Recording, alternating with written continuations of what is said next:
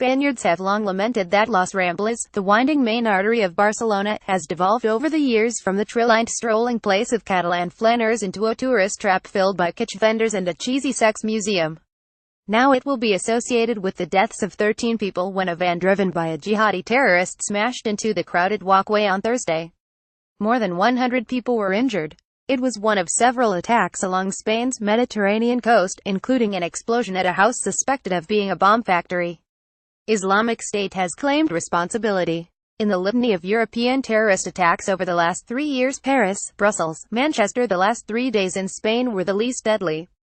But in terms of European security and the threat still posed by a terrorist group thought to be on its last legs in Syria, they are just as worrisome. And they are also just the tip of the iceberg. Last year, Europe suffered 47 terrorist attacks that killed 142 and injured 379. More than 90 other plots either failed or were foiled by police and security services. Nearly all were the work of Islamic extremists. This data comes courtesy of a very timely report on trends in European terrorism from Anthony Cordesman, the Arlie A. Burke Chair in Strategy at the Center for Strategic and International Studies in Washington.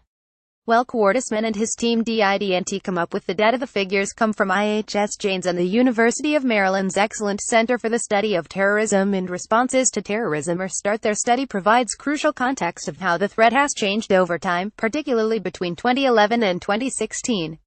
On Friday, I contacted Cordesman to see how the Catalonian attacks fit into those larger patterns. Tony Cordesman is the reigning polymath of the defense policy elite.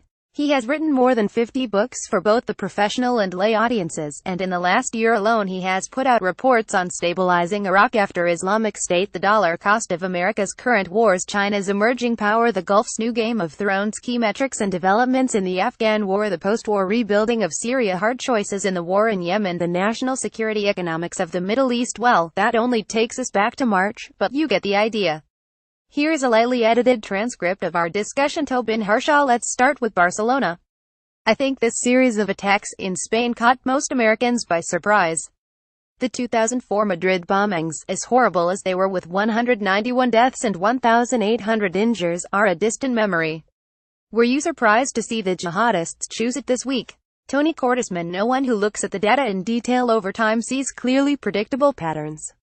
If you look at trends from 1970 to 2016, you see just the opposite: sudden shifts in patterns of violence, targets, methods of attack, and weapons by country. One, we also have no idea of how the Spanish counter-terrorism forces saw the threat and reacted to the risk of vehicle attacks between the rise of this method in 2004 and the attacks in Barcelona. A detailed review of the data on terrorism shows that terrorists innovate and adapt because they have to.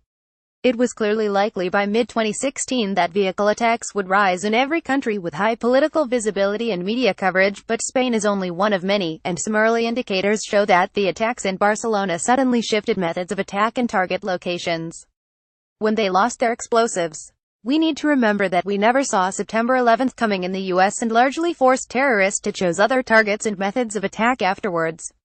This isn't a war you can win by predicting how it will change.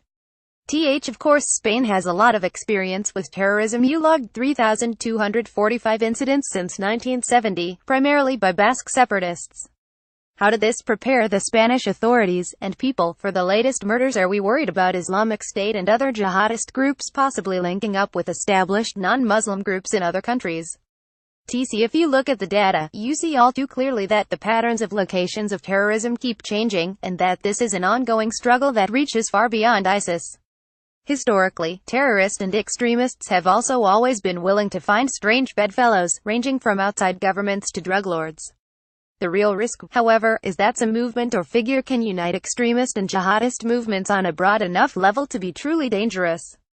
The ideological core here is a level of extremism at the far margins of Islam, just like extremism in Israel, and Christian extremism in the US and Europe. Historically, such movements tend to fragment and limit themselves, and there are literally well over 100 jihadist movements recognized by the State Department. Some, like ISIS, Al-Qaeda and the Taliban, however, are already far larger than others. No one can predict whether a truly charismatic leader will unify many such movements, and this is the most serious threat. Looking more broadly at your data of both completed and failed incidents from 2011 through 2016, the UK is far and away the most common target, including more than half last year. We know it has a large Muslim population, but so do France, Germany and the Low Countries. Why is Britain so vulnerable? TC Part of the problem is reporting. Britain is particularly honest about its national statistics, although scarcely perfect. The other key issue, however, is that the number of incidents does not measure the number of casualties are killed, or track Islamic terrorism. The incident-by-incident chronology in the START database shows extensive low-level terrorism in Northern Ireland, and a few nationalist incidents in Scotland and possibly Wales. Many have unknown perpetrators, and some are absurdist actions by groups like the Earth Liberation Movement, although none quite reach the level of 2 of the 14 pre-Barcelona incidents in Spain between 2011 and 2014, which START classify as anti-clerical, pro-sex toy. We must never forget that terrorism occurs for a wide range of reasons in free societies, many of which cause no casualties. Even in the U.S., Islamist terrorism killed more Americans than hate crimes between 2011 and 2016, but hate crimes physically injured far more Americans and innocent Muslims than terrorism. As Charlottesville shows, we need to look far beyond Islam, or at least look far more closely and see ourselves in the mirror. As you compiled the data for your study, did anything strike you as surprising? TC No. Having worked with U.S. officials, I was all too aware that the statistics involved are far too uncertain when they have to be estimated from unclassified reporting, and the data are usually sharply contradictory if they are based on independent estimates. One critical failure in the U.S. is that our National Counterterrorism Center abandoned the effort to create a meaningful unclassified estimate, and we now rely on highly uncertain media sources. The uncertainty level can easily reach 50% in some countries or categories. There is exactly zero presidential and congressional responsibility or effort to publicly ensure that we have accurate data, and real transparency that attempts to accurately measure the global patterns in terrorism, or measure the effectiveness of our counterterrorism efforts. You have to do the best you can with the data available, and you have to realize that they can be grossly different or wrong. The terrorists who rammed into the crowds along Las Ramblas in Barcelona eventually jumped out of the van and attempted to kill passers-by with knives. We saw a similar approach in the London Bridge attack in March and on Friday in Turku, Finland. All told, use of firearms dropped from 57 incidents in 2015 to just 6 last year. Why the change in tactics? Statistically, many incidents reflect a change in tactics from cases to case. 2 incidents don't set a pattern. The UK also has the best gun controls in Europe, and knives have become the weapon of choice. The data on the Barcelona attacks to date indicate that the perpetrators were originally seeking to use explosives and suddenly had to shift when they lost their explosives in another area. They may have rushed into van and knife attacks in a hurry, or realized that knifings were quick and give far less of a signature locating the terrorist than gunfire. We'll have to wait and see what more evidence surfaces. The data show that France is the only country in which arrests have increased over the last 3 years. Is that because there are more plotters, or are the security services getting better? French law permits much more active surveillance than in many other countries, and France has experience dating back to the days of the Algerian crisis in the 1950s and 1960s, and that was updated when a series of largely Arab and Islamic riots took place around Paris. Moreover, French politics led the government to be far more willing to act than in most other European governments, and some arrests may have been more for political visibility than practical reasons. The key question is whether the arrests did more to fight terrorism than provoke anger and resentment and cause more alienation and terrorism. Overreaction doesn't simply lead to human rights abuses, it often feeds extremism in terrorism, and it is a key reason why extremist movements like ISIS and Al-Qaeda use it to try to breed Islamophobia and hatred between the Muslim world and the West. Valid and effective counterterrorism is critical to our security. Overreaction for the sake of politics, and hatred and prejudice undermine it. In the aftermath of the Bataclan attack in Paris in 2015, airport metro attack in Brussels in 2016, and Manchester concert attack this May, there was much concern over poor counterterrorism coordination between European countries and the various police and security agencies within them, as well as Europol. Do you feel this is a major problem? Will Brexit potentially make things worse? European officials and experts make it all too clear in private that the level of coordination is still far too poor even within given countries, and coordination between Britain and other European states was too weak even before Brexit. There is still far too much to be done. The problem is that nothing could be more sensitive politically or reflect the real-world differences between states.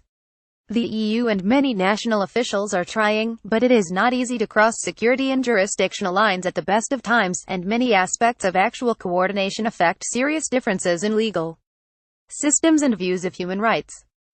Finally, with Islamic State dead in Mosul and on the verge of defeat in Syria, do you think the terrorist threat to Europe and the US will diminish or expand? The defeat of the physical caliphate in Iraq and Syria will remove the threat of what would have been the equivalent of a terrorist state, but it will also disperse thousands of experienced local and foreign fighters with a strong incentive to strike at the West. At least in the short run, it could increase such attacks. ISIS is also only a small part of the problem today. The START database used by the U.S. State Department in its annual country reports on counterterrorism indicates that ISIS was responsible for 4,343 incidents in 2011 to 2016 from its rise to the end of last year. This was 6.1% of the world total during the same period and 7.2% of the total in the Middle East and North Africa. Defeating the ISIS caliphate will not begin to defeat terrorism. More than that, it will do nothing to reduce the causes of terrorism in the Islamic and other parts of the world: massive population growth, economic development and major unemployment problems, resentment of secular governments that favor a few and are intensely corrupt, the feeling that state-supported religious figures support the state and not religion, and deep internal sectarian, ethnic and tribal divisions in many states. There are good reasons why almost no one actually involved in the fight against terrorism believes this will be over in less than a couple of decades, and the current impact of the ISIS caliphate must be kept in perspective. This column does not necessarily reflect the opinion of the editorial board or Bloomberg LP and its owners. To contact the author of this story, Tobin Harshaw at Bloomberg.net, or contact the editor responsible for this story, Philip Gray at Bloomberg.net.